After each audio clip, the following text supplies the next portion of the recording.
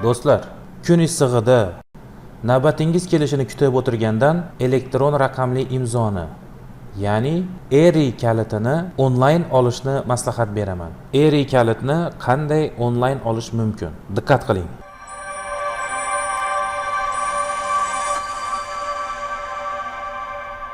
Kompyuteringizdan Google Chrome ga kirib olasiz.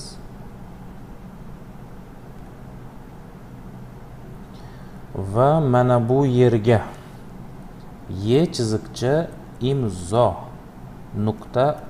saytiga kirasiz.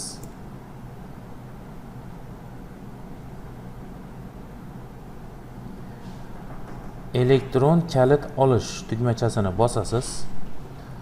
Xo'p, demak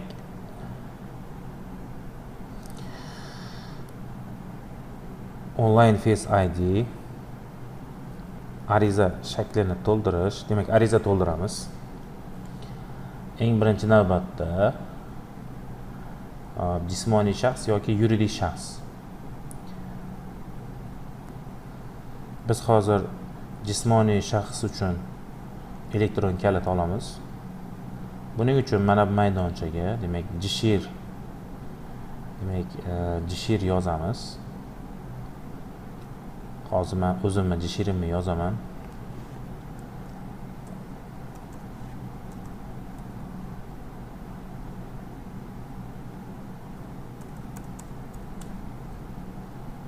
Telefon nomer, SMS keladi. Demak, o'zingizni telefon nomeringizni yozishingiz kerak bo'ladi. Xo'p. Navbatdagi qilishimiz kerak bo'lgan ish, demak mana bu rasmdagi kodni to'g'ri kiritish. 24 GBK. Keyingi qadamni bosamiz.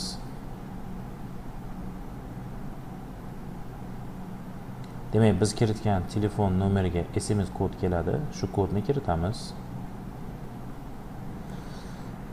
Demak,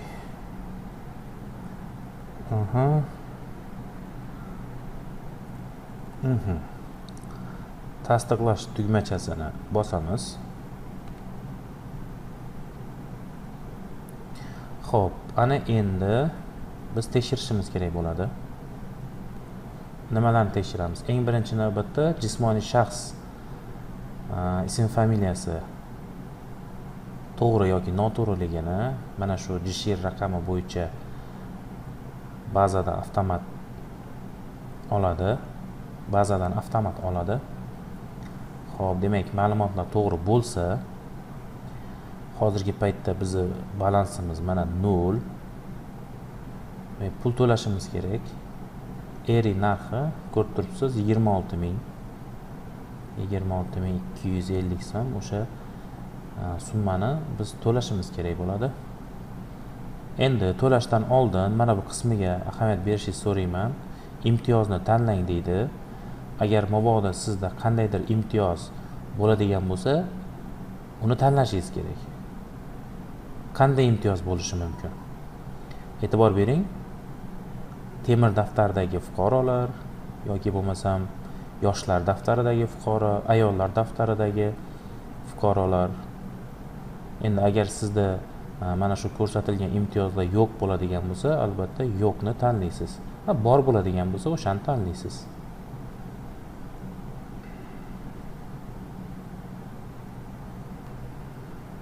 Demak, endi to'lov qismiga keldik. Diqqat qiling. To'lov qilish tugmachasini bosamiz.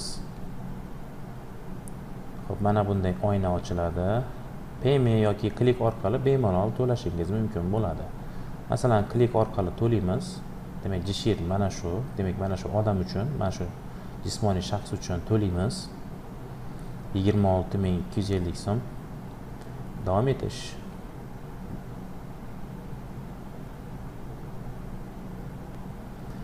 Agarda sizda klik yoki payme bo'lmaydigan bo'lsa, to'g'ridan to'g'ri karta ma'lumotlarini kiritib to'lovni amalga oshirishingiz ham mumkin. Demak, kartamizning ustidagi o'sha 16 talik raqamini kiritamiz, amal qilish muddatini kiritib, продолжить tugmachasini bossak, natijada mana shu karta ulangan telefon raqamga SMS keladi, kod keladi. Shu kodni kiritamiz. Demak, yozamiz. Masalan, menda bor. Karta nomer bor. O'sha karta nomerini yozaman. Buni bosdim. Demak, 26250 so'm yechib olinadi. Kodni teradigan bo'lsam. Demak, menga keldi, SMS keldi. SMSdagi kodni kiritaman. Demak, tasdiqlash tugmachasini bosamiz. Tasdiqlash tugmachasini bosganingizdan so'ng ozgina vaqtdan keyin ko'rinadi. Demak, mana bu yangilash tugmachasini bosamiz. Pulimiz ko'rinsa, demak, mana shu yerda albatta ko'rinadi. To'lov qilib bo'lganimizdan keyingi qiladigan ishimiz nimadan iborat? Demak, mana shu bizni mana kalitimiz nomi bo'ladi. Mana shunday nom bilan beriladi. Bu bizni kompyuterimizni qaysi diskiga tushishligini ko'rsatib beradi. Demak, C disk yoki E disk. Demak, C diskni tanlayman va albatta parol kiritishingiz kerak bo'ladi. Parol kiritasiz. Men parol kiritaman. O'sha parolni takrorlaysiz. Takrorlaymiz.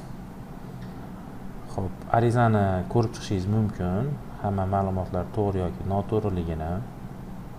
Agarda hamma ma'lumotlar to'g'ri bo'lsa, demak, galchek qo'yasiz va QR kodni shakllantirish mana shu tugmachasini bosasiz.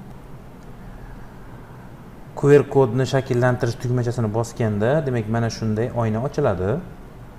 Keyin qiladigan ishimiz telefonimizdan soliq programmasiga kirib, elektron raqamli imzo tanlaymiz. Elektron kalitni tasdiqlash. Demak, QR kodni skaner qilamiz mana shu yordamida. Yuzimizni skaner qilamiz va natijada